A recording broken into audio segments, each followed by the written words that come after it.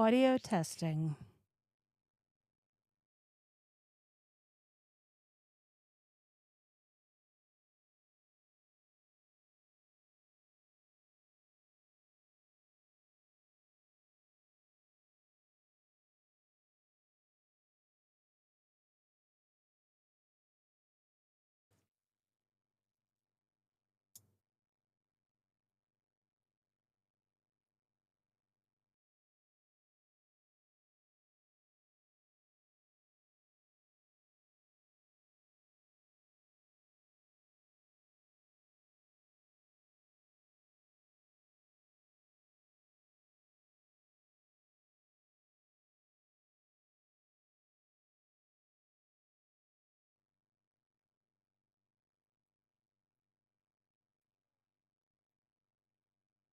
I do apologize for that. There was a disconnect in our audio cable. So, for this week, as we dive into our next Archaeology Files segment, just want to catch you up on where we were when we left off last time. We had ended with the flood. Noah had gotten off the boat. We have something called the Table of Nations, where Noah's 3 sons are procreating and their children are setting up all of the nations that are going to be around the world. And at this point, we have a list of 70 different nations or individuals that ended up going through and settling the world. Some of those individuals would name places after themselves. Some of them would name them after family members or particular events. One of the places that we see is right next to where Noah's Ark actually was. So we have the Noah's Ark site and structures and artifacts that we're seeing all in this region. We have Mounts Ararat itself right here, greater and lesser. And then in this U-shaped crescent valley, this was a very fertile valley that we have. Metzmore, we talked about. This is where the ancient world would send to get their metal work done. And then we have this place called Taisheba. This is one of the capital cities that we now know. It is currently the capital of Armenia. In the ancient times, this city was actually home to the god of weather. This would have been Taisheba or Thespas. And we see how the ancient people would take their names and incorporate their names into their deity system. We can actually look through and we see 3 individuals that are named Sheba or Seba within the Table of Nations that we're seeing in Genesis chapter 10. And it is from this valley in the east where we see the expansion of the world. So we have some of our original settlements, and pretty quickly they went through and they were outgrowing the area. So they left this region and they came from the east and they started settling. They were following along the branches of the Euphrates River because you want to make sure that you have a water source. So when we're looking at some of the ancient cities, what we are actually seeing is we are seeing the travel expand along the waterways. This is something that continued up until more recent traveling times. When they journeyed from the east, they came to the middle of Turkey. And in the middle of Turkey, we're told that as they journeyed from the east, they found a plain in the land of Shinar, and they dwelt there, and the name therefore is called Babel. This is Genesis 11, verses 2 and 9. So they journeyed from the east, which was the Noah's Ark region, and then they came into this very fertile valley, which was surrounded by mountains and water along the side. And today there is still a province in the middle of this area that is called Shinar. And on the western edge of this valley, there is a mountain that is called Mount Nimrut, or the Mountain of Nimrod. It's actually a visitor center World Heritage Site because a later king decided that he wanted to build a temple here, and he may have chosen this particular site to build his temple due to its association with Nimrod and the Tower of Babel. But it is located right here. And I like to call it the Temple of the Gnomes because it does look like giant gnomes. The statues have lost their heads, but this is the remnants from these statues. Now, from this region, we have the settlement of the sons of Noah. This would have been the sons of Japheth, the sons of Shem, and the sons of Ham. And these are not exact because we do know that the peoples intermingled. So while sometimes there were very firm set lines, other times there was an area that was inhabited by both at the same time, and sometimes even by all three at the same time. But from the central Turkish region, we see the dispersal of the nations as they went through and started to settle the world. One area in particular is known as Mesopotamia. And in this region, which is highlighted here in green, is the area that was the most fertile. But this entire region and these nations that I'm getting ready to highlight for you were all at one point considered part of Mesopotamia. So we have the Armenians, the Syrians, the Hittites, the Assyrians, the Elamites, the Babylonians, and then the plain of Shinar. And it's this plain of Shinar that was really important in the post-flood settlement. When we are looking at the specific line that goes to Abraham, what we are looking at is we are looking at the line beginning with Shem. Shem's name literally means name. Then we have his son and his son and his son. And beyond looking at the names, so Eber, his name means beyond or crossing. A lot of people associate Eber with the individual that crossed the Euphrates because of what his name means, but it could simply mean that he crossed over the plain or the valley. But what we do see is that these individuals had cities that were associated with their names.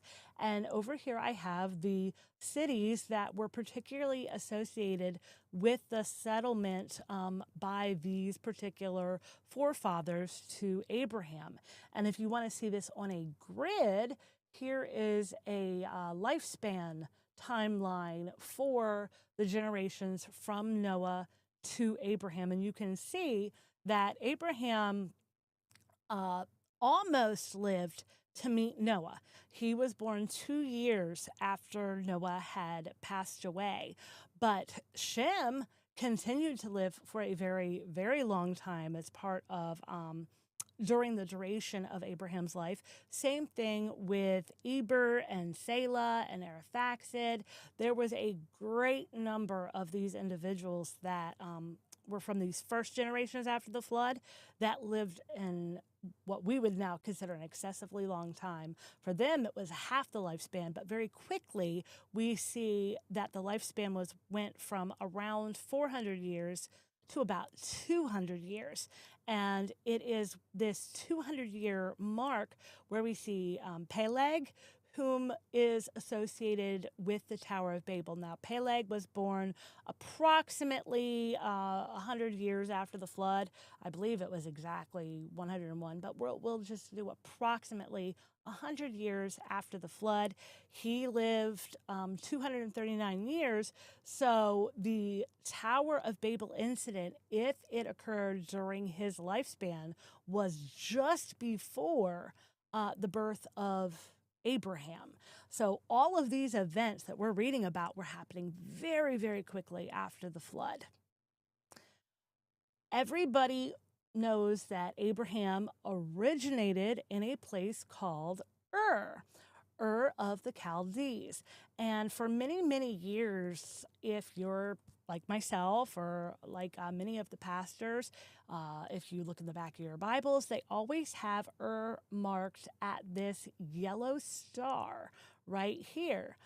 But what many people do not realize is that there were actually two cities called And most claim that Abraham started his journey from this yellow star, went up, followed the Tigris and Euphrates rivers, and then, when they branch off, continued to follow the Euphrates River, came up here, made a U-turn, and then came back down into the land of Canaan.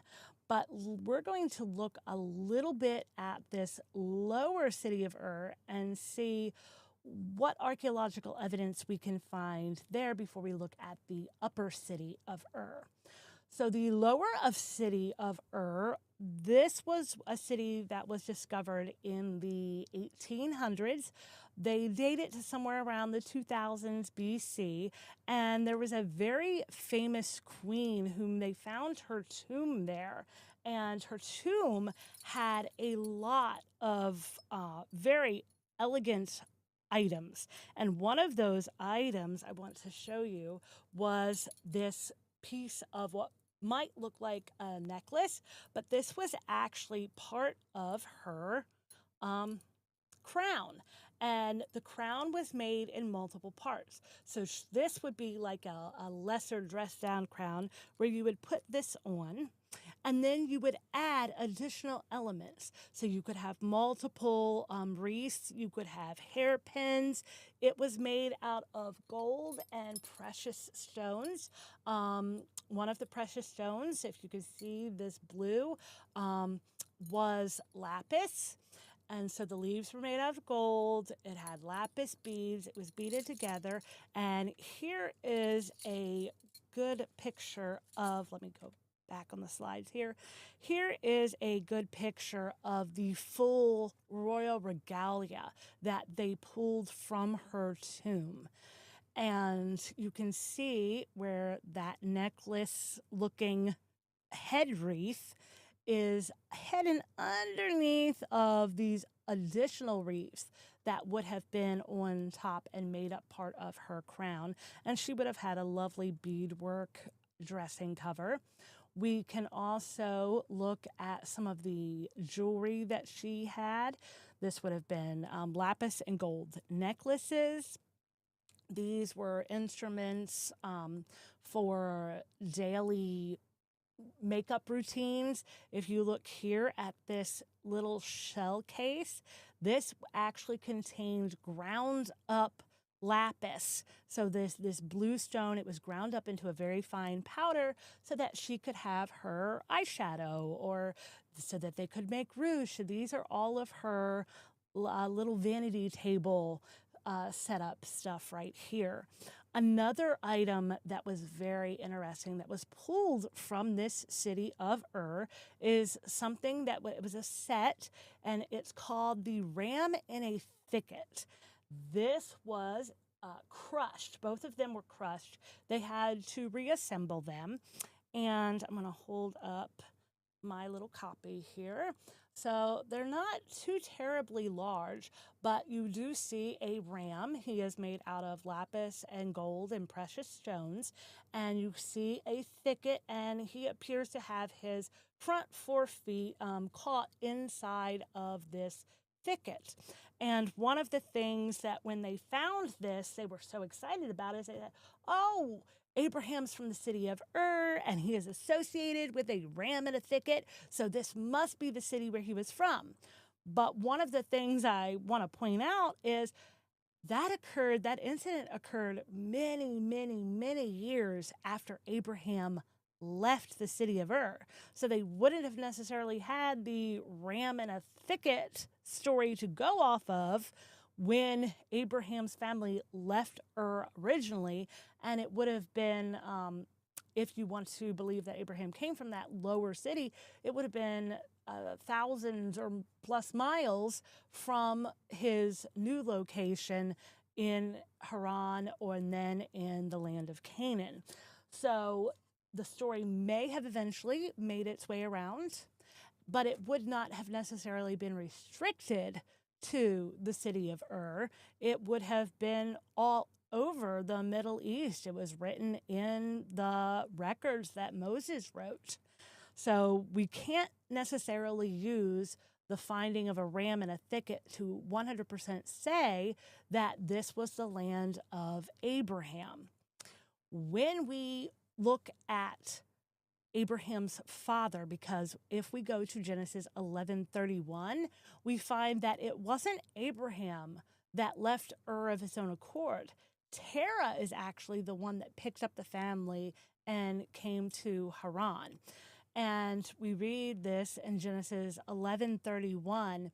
And then in Genesis 12:1-4, after Terah has died, we see where God talks to Abraham and he says, "Get thee out of thy country, from thy kindred, and from thy father's house, unto a land that I will show thee."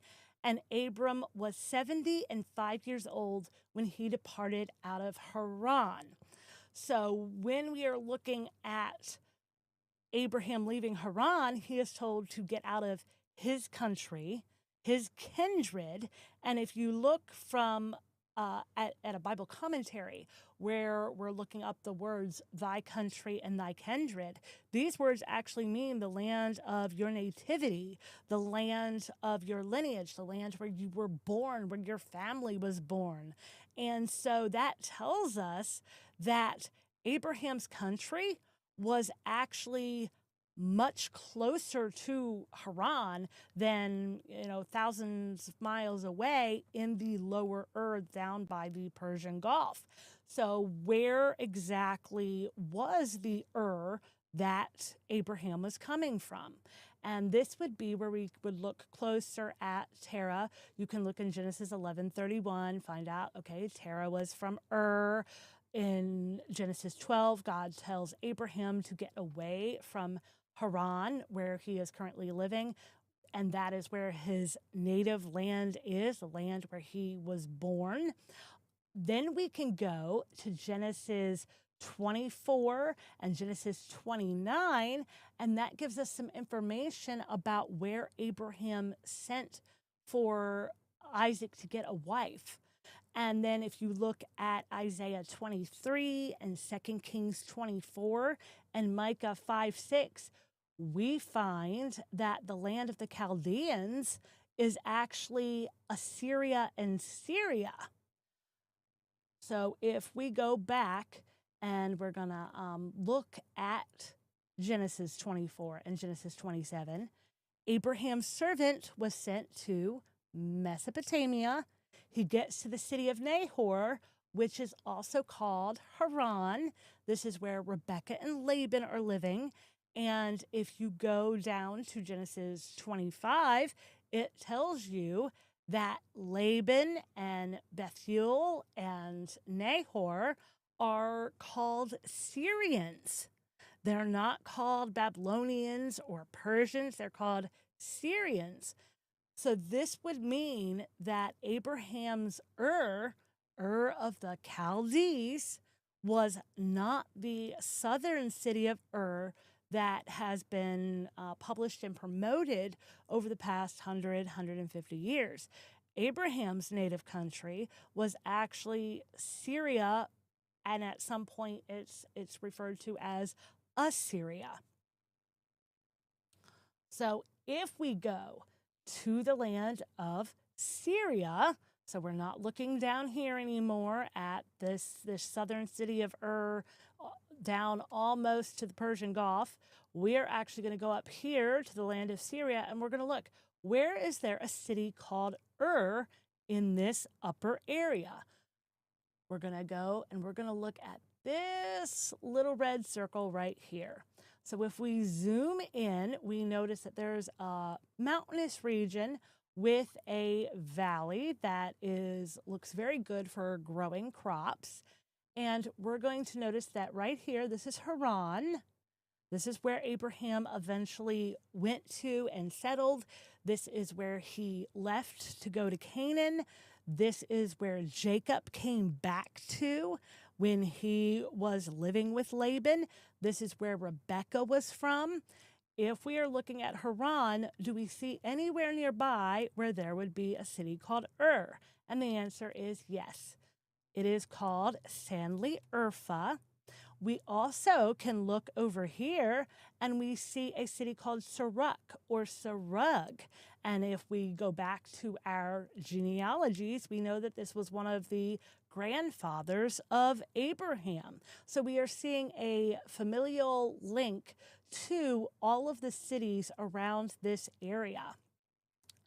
If we were to look at where Babel is, we would just follow this arrow north and northeast about 54 to 85 miles, depending on if we were heading specifically to Mount Nimrut or to the center of the valley that is called Shinar. But another interesting site in this area is this place called Göbekli Tepe. This is considered the oldest worship site in the world. And what is interesting about that is it is very close to where Babel would be. It is close to Sanli Urfa. It is close to Sarug. And how close? Well, Sarug and Sanli Urfa are only 24 miles apart. Sanli Urfa and Haran, only 24 miles apart. That is about, if you were pushing it, you could make it in a day. If you wanted to take it easy, it could be a 2-day event of walking or riding your animals. But Göbekli Tepe, this is a site that has temples all over it. It is about 9 miles from Sanli Urfa. It covers a very large area, but there are pillars, and on these pillars are animals of all sorts. These are animals that, this is a little pig, and we can see like little lizards and frogs. There's people. This is one of the first sites that kind of threw archaeologists, because the predominant theory was that societies built up from hunter-gatherer to eventually becoming sophisticated and having these advanced worship sites. And when they found this site, it throws that idea on its head, because it shows that they had an advanced site without ever going through the phases of the hunter-gatherer society. The site itself is about 20 acres. And over this 20 acres, it can go down to 50 feet deep. And they've only uncovered maybe like 10% of what is actually at this site. The site has, you can see where there's pillars that they're holding up as they've been excavating. You can just see how much work is involved. Everything that you see here was buried underground and has been painstakingly uncovered through massive excavations. And there's just so much to uncover that it's kind of hard for them to uncover it all in a very timely manner. So it does take a very long time. But this site is very, very close to where Terah's family was living in Ur. And Terah, just as a refresher, he had 3 sons. We have Abram, Nahor, and Haran. And these sons each had children of their own at various points throughout the story.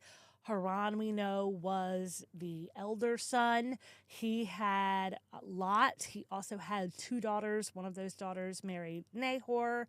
And they had Bethuel. Bethuel had Rebekah and Laban. Rebekah then married Isaac. Abram married Sarah or Sarai.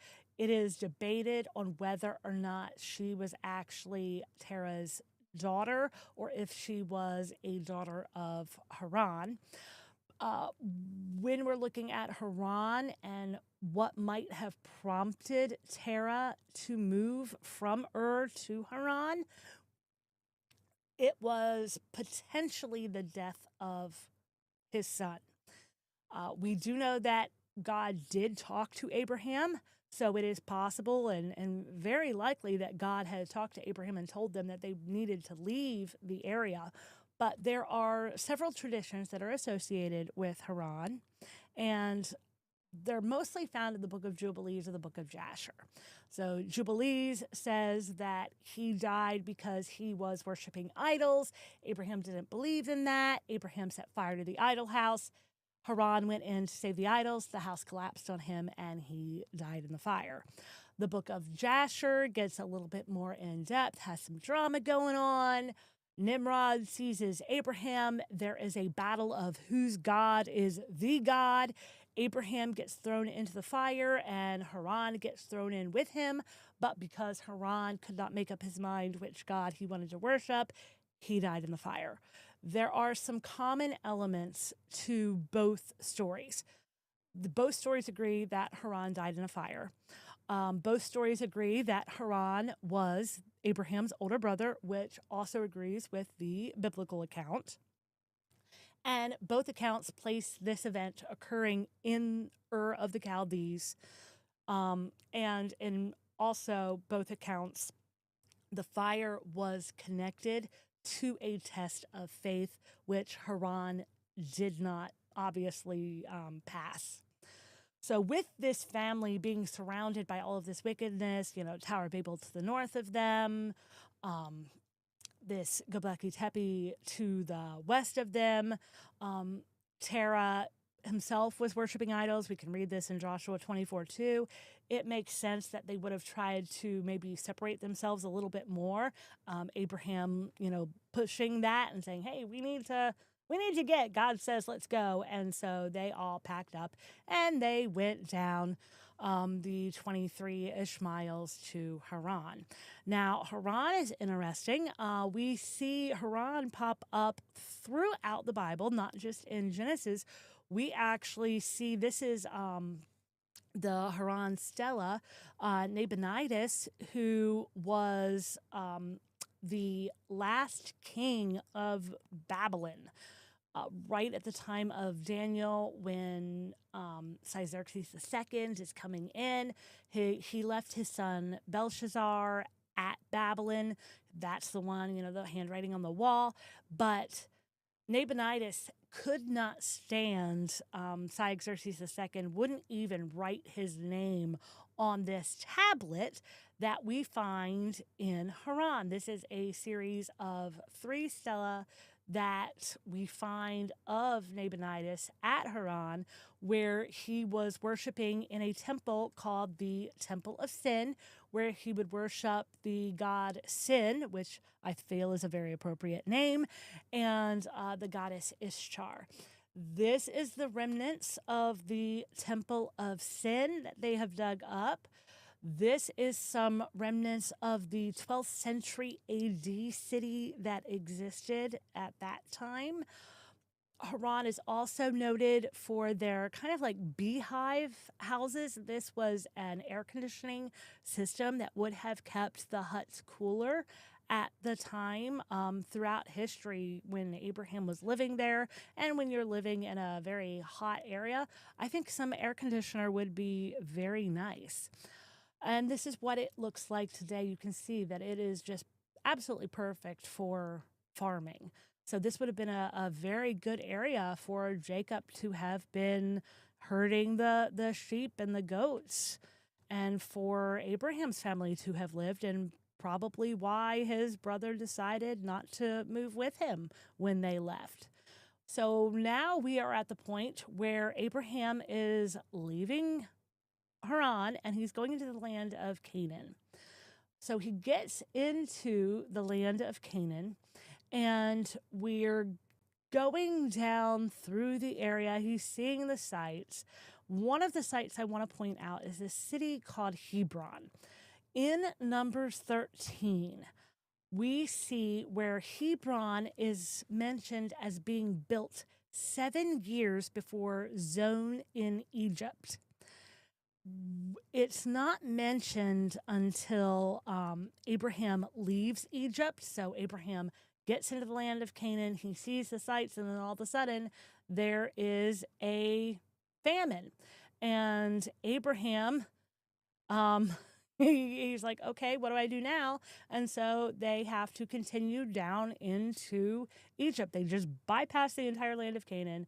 They go into Egypt, and this is where he sojourns. Now, there are various ideas on how long he stayed in Egypt.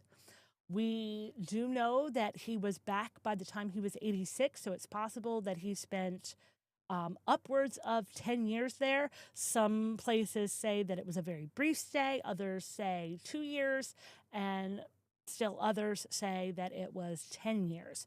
One of the things, though, that is interesting is this little hippo. This is William, and I've got a little replica of William here. So this is William the hippo, and William the hippo was a ceramic hippopotamus that had a blue glaze over it, and it was painted with lotus flowers all over him.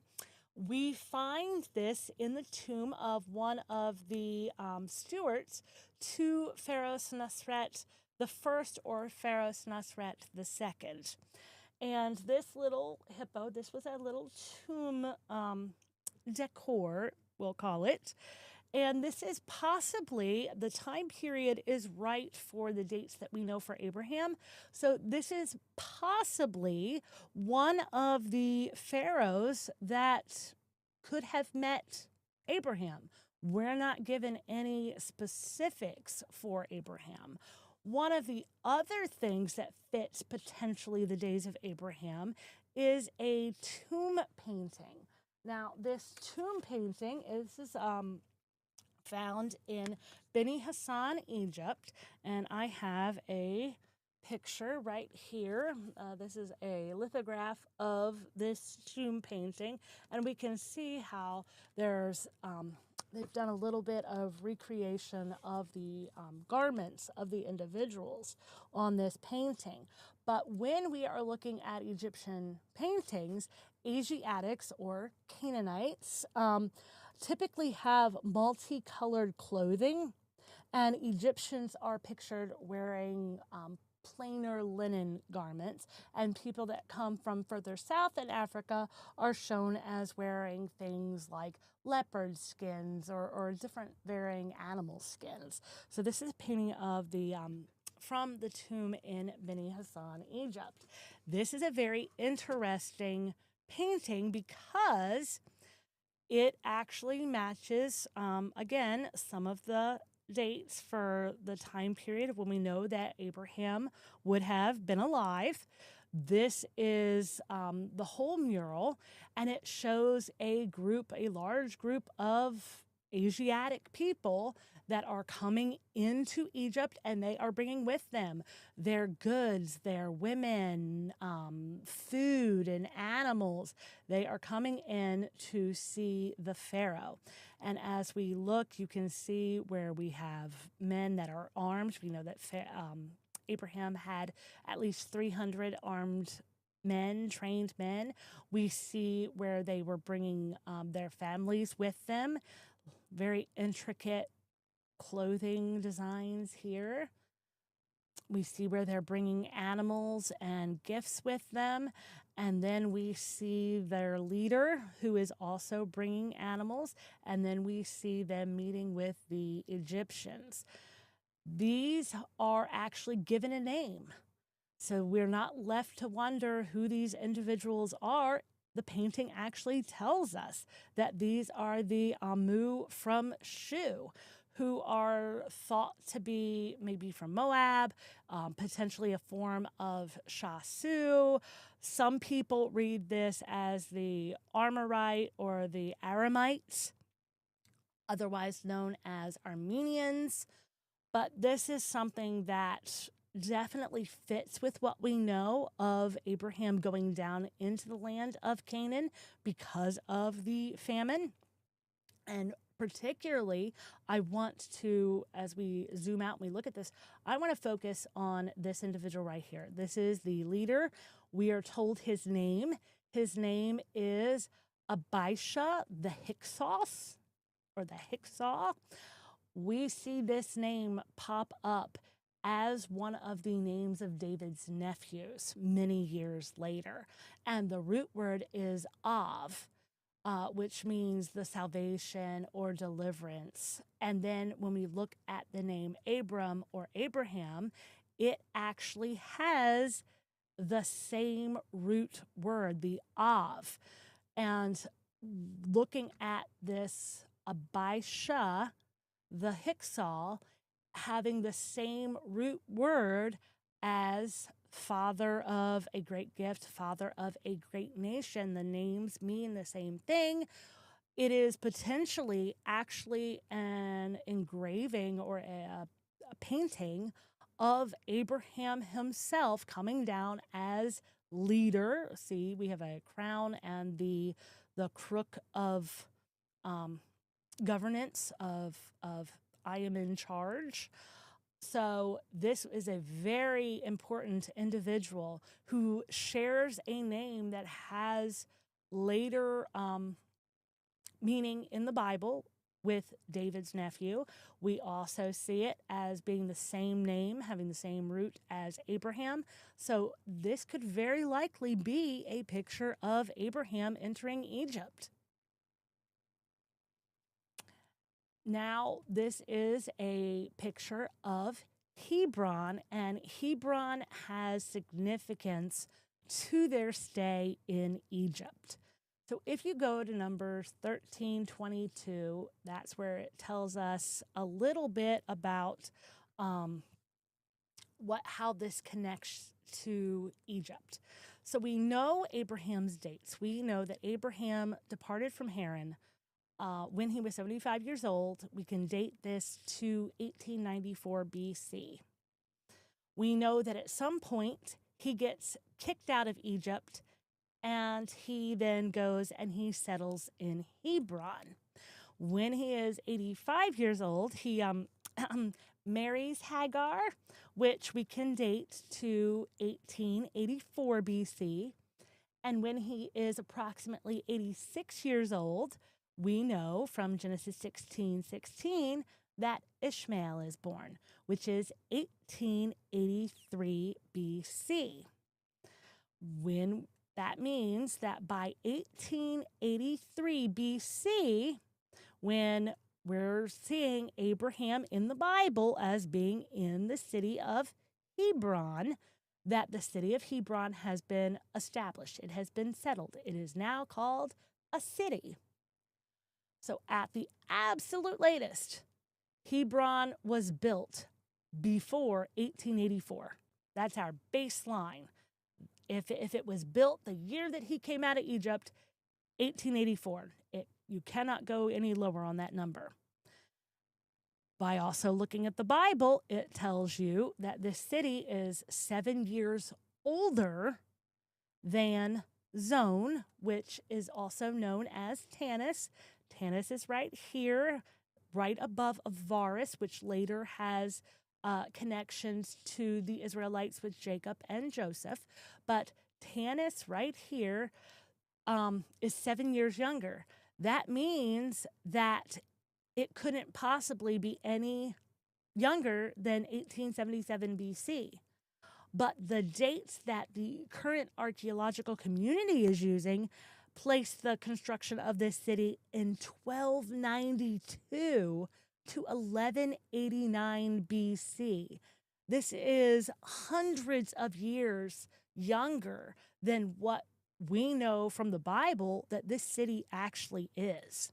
So I find that really fascinating that simply by using the Bible, we can prove that this Egyptian city is actually much older than current archaeology is telling us. Why is this city important? What other links does it have to Abraham's family? Well, this is the city of Zone, otherwise known as Tanis. This is what remains of it. In the remains, there are some colossal statues. These are absolutely huge. I mean, you're talking heads that are at least 6 foot tall. bodies could be anywhere from 15 to 20 feet tall. And if you want to see how tall that is, here is an example. So average human height is between 5'5" and 6 feet. So assuming that this is a 6-foot individual, this would be a 18 to 20 foot tall statue. I can't imagine having an entire row of those, or even potentially having those be life size, because if we're talking human to Goliath height, this is actually what we would be looking at. 6 feet, 6 feet. We know that Goliath was 11 feet, so this would be just a little bit taller than the height of Goliath. So if you wanted an idea of the size difference from this statue over here on the far left of the screen, if you could imagine David versus Goliath, that kind of puts this in a little bit more perspective. But we also have the modern name for this city, which I find very interesting, because the modern name for Tanis is San el Hagar, or the Rock of Hagar. And whom do we know in the Bible that is named Hagar? If you're thinking, oh, this is Abraham's concubine, this is Ishmael's mother, then yes, this is potentially either a location that she was from, or that later had a strong association with the Ishmaelites. Josephus says that Abraham actually is the one that brought arithmetic and astronomy to the Egyptians.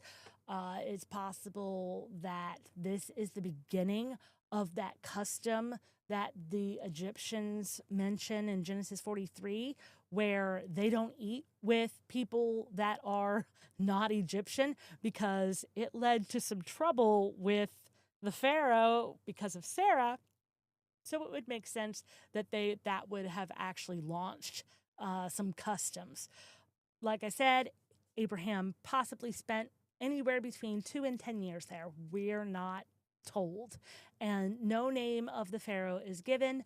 There are endless possibilities. I've listed 3 already. And then there's also a 4th one that is listed in some of the cartouches. It's listed in Mentheo, where he is associated with a famine and was known for trading with Canaan. So this is another possibility where, hey, it could be this pharaoh who is associated with a famine. It could be Pharaoh Senusret the first or the second.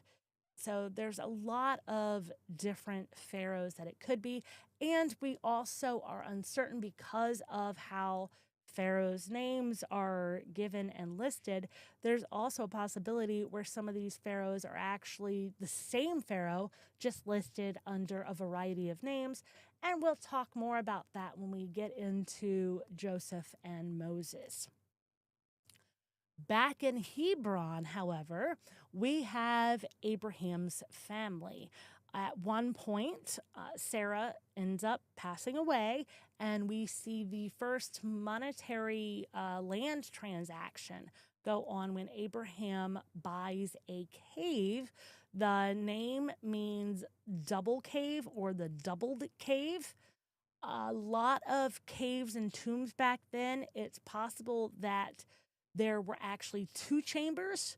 One chamber would have been for the women, another chamber for the men, or that there was a chamber where they would have buried Abraham and Sarah as the head and everybody else as, off into a second chamber, because they were not as important on the line. Abraham would have been the head of the family line.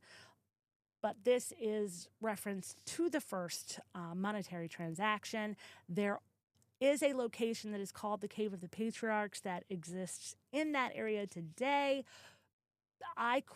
highly find it suspicious because when they actually did have people going into the cave and looking at the bones, one of the early pilgrims is described as saying, he went into the cave and the bones were scattered everywhere and he carefully washed them and set them on the shelf and arranged them. But my concern with that is we know for a fact that Jacob was embalmed or mummified. So his body wouldn't have simply decayed, it would have been very well preserved and wrapped, and therefore, unless somebody had previously gone in the cave and literally demolished his remains, that wouldn't have been just random bones scattered. So that does leave me, based on what we know from Genesis 52, to question that particular story. I'm leery of any traditional sites simply because, one, this site obviously has more of a middle age design to it. So this is not the original look that it would have had back at the time of Abraham. And we know that during the Dark Ages, there was a lot of places that were raking in a lot of money by getting pilgrims to come and pay money to kiss the rock where Peter sat, all sorts of different things. There is a potential location in the area. There is a grave cave that has been found with 3 unique burial sites inside of it. These burial sites are notable because they are extremely large. We are talking upwards of 10, 11, 12 feet in length. The one of the crypts that was measured, they could only measure it to 9 feet because it had partially caved in. So it was 9 feet clear, but then they were unable to measure how far it would have continued had they been able to excavate it. The Book of Jubilees, which is a book of tradition, so take that as you will, actually describes a cave very similar to this one, where it talks about how Leah is buried near Rebecca to the left of the grave of Sarah. So it actually describes a cave and where each individual would have been buried, with Sarah being buried in the upper grave, and then Leah buried on the left and Rebecca to the right. On top of this cave, there is a mastaba, which is something that was commonly placed upon graves in the entire area. There are hundreds of graves surrounding it because if you have a graveyard, everybody wants to be buried in the family graveyard. So one person gets buried there who is a prominent member of the family, and everybody's going to be buried there. This is the entrance to go into the cave, and I'm going to show you a clip of some of the footage that was taken as they were actually measuring out some of these. And I highly recommend that you actually go and watch the original and the full footage from the cave of Machpelah. That is on the Ron Wyatt YouTube site. But here is a brief clip showing them actually measuring out one of the tomb sites inside of the cave.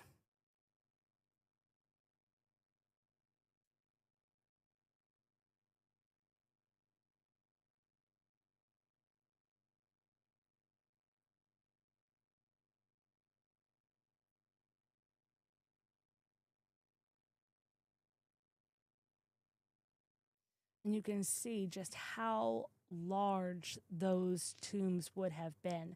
Now, for safety's sake, for the individuals who own that tomb, the location has not been released.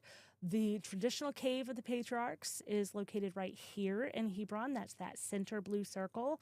We then have a cluster of historic locations over off to the left.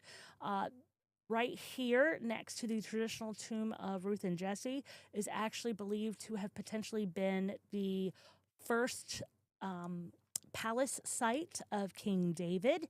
Then we have the traditional site of Abraham's well and the traditional tomb of Caleb's nephew. We do know that Caleb did request and received the city of Hebron as his prize for helping fight and reclaim the land of promise. This is just an inside look at the well of Abraham, or that's its traditional name. Hebron later on pops up in the Second Temple era. This is probably what it would have looked like around the time of Jesus. So we see where there was a wall, a very thick wall. So you see the edge of the wall here, you see edge of the wall here. It would have been filled in between, and there was a collapse. The wall would have been 11.5 feet thick from the original walls, and then as you get closer to the time of Christ, the walls became much thinner. This is just a view of the city wall from overhead. It's thought that John the Baptist may have been born and raised in the city of Hebron.